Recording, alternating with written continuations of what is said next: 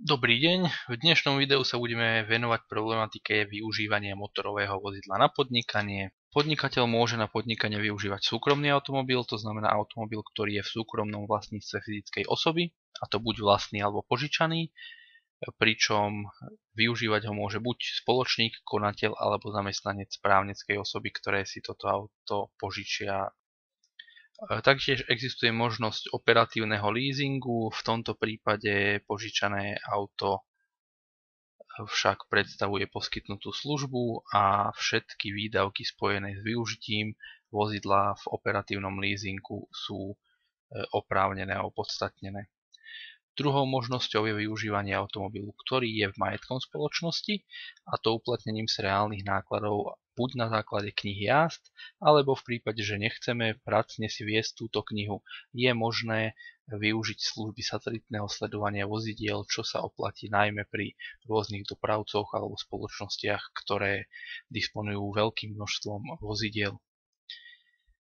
Treťou možnosťou je využívanie automobilu, ktorý je taktiež v majetku spoločnosti, a to uplatnením si 80% paušálu z nákupu pohonných hmôt bez evidencie jazd. Týmto spôsobom akoby do určitej miery priznávame, že využívame z 20% auto aj na súkromné účely, pričom v tomto prípade by daňový úrad nemal skúmať žiadne ďalšie okolnosti týkajúce sa využívania tohto automobilu, nakoľko do daňových výdavkov si dávame len 80% zo všetkých výdavkov vynaložených na využívanie automobilu. Využívaním súkromného automobilu si môžeme uplatniť základnú náhradu na kilometr, ktorá je v súčasnosti 0,183 eur na kilometr, spolu s náhradou za reálne spotrebované pohonné hmoty. V tomto prípade nie je možné uplatniť si žiadne ďalšie výdavky súvisiace s automobilom, okrem položiek, ktoré priamo súvisia s pracovnou cestou. To znamená, môžeme si uplatniť parkovné, ale nemôžeme si uplatniť opravy automobilu a výmenu pneumatík a tak ďalej. Podnikateľ je v takomto prípade povinný zaplatiť daň z motorových vozidiel a hodnota automobilu nevstupuje podnikateľovi do nákladov. K pracovným cestám je potrebné vypracovať správu z pracovnej cesty.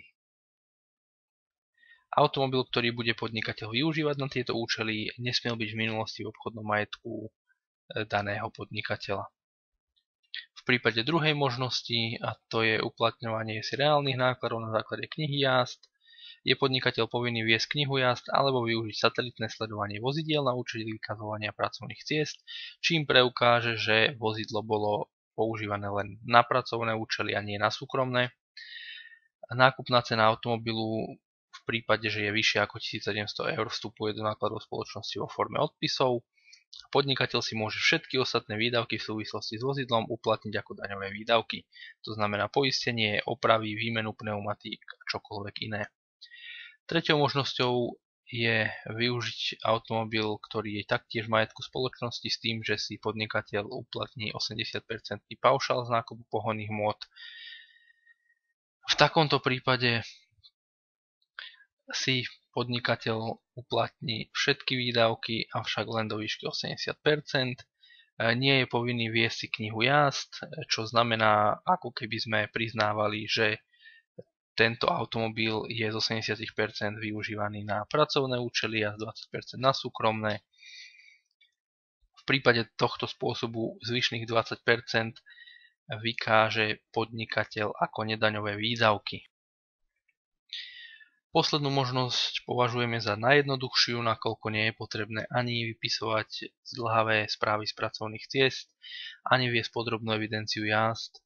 To znamená, obzvlášť pre malých podnikateľov je najjednoduchší spôsob uplatniť si 80% z výdavkov, ktoré súvisia s prevádzkou motorového vozidla, a nemusíme riešiť žiadne ďalšie administratívne náročné doklady a vypisovať kopu papierov.